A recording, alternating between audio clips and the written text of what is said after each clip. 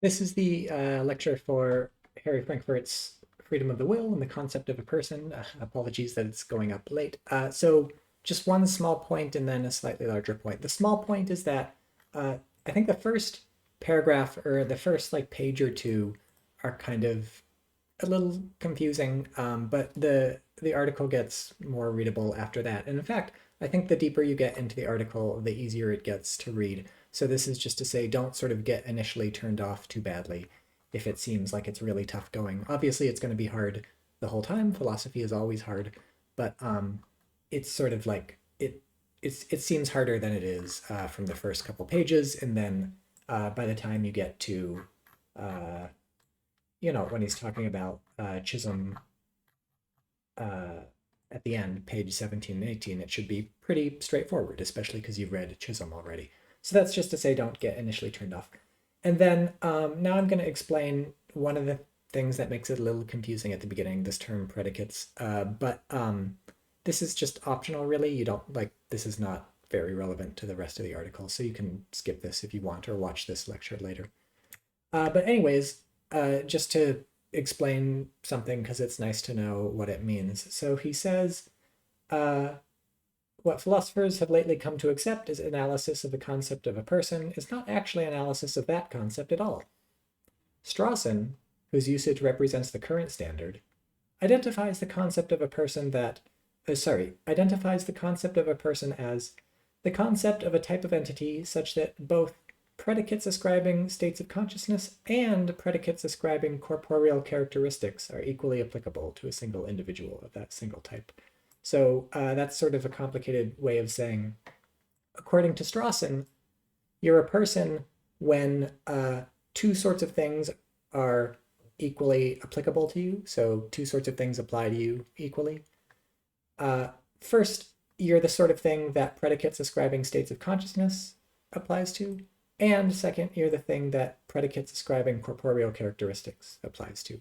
So what is this talk of like predicates ascribing states of consciousness, predicates ascribing corporeal characteristics? So philosophers are fond of talking about predicates or of predicating something of something else.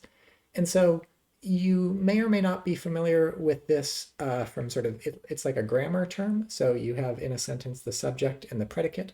So the subject is sort of the thing doing the action, and then the predicate is sort of describing the action, or the subject is sort of the subject of the sentence, and the predicate is sort of what is being described of the subject. So for instance, look at this phrase, predicates ascribing states of consciousness. So what are predicates ascribing states of consciousness? Well, imagine that I believe that it's raining or something. So the subject is me, and then the phrase believes that it's raining. That would be the predicate, and specifically that's a predicate ascribing a state of consciousness to me. The predicate says, Professor Danny believes that it's raining.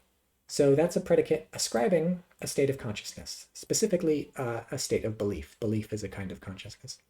Or if I'm scared of something, if I'm like scared of a snake, so the subject would be Danny and the predicate would be is scared of snakes. So that's ascribing a state of consciousness to me. So I think I'm the sort of thing such that predicates ascribing states of consciousness are applicable to me. Like, yeah, I believe things, I'm scared of things, I want things, I desire things, I understand things. These are all states of consciousness. And are predicates ascribing corporeal characteristics applicable to me? Yeah, sure. I have corporeal characteristics. So I'm, 6 feet tall. I have 10 fingers. I have 2 eyeballs. These are all corporeal characteristics. So those predicates are applicable to me too. And so Strawson says that a person is a type of entity such that both of these predicates are equally applicable. So we have sort of mental characteristics and physical characteristics. So notice it's just a very simple idea. A person is something with both mental and physical characteristics. But the way Strawson talks about it is with this term predicates, and so it ends up being kind of hard to understand, and so I wanted to explain that. And then, I mean, Frankfurt uses the term too, but he just uses it just in exactly the same way Strawson does, so there's nothing new down there. So that is what it means to talk about predicates. And when we talk of predicating something of something else, that just means like applying that concept to the thing. So if I predicate beliefs of myself, I'm just saying like I have beliefs. And that's all it means.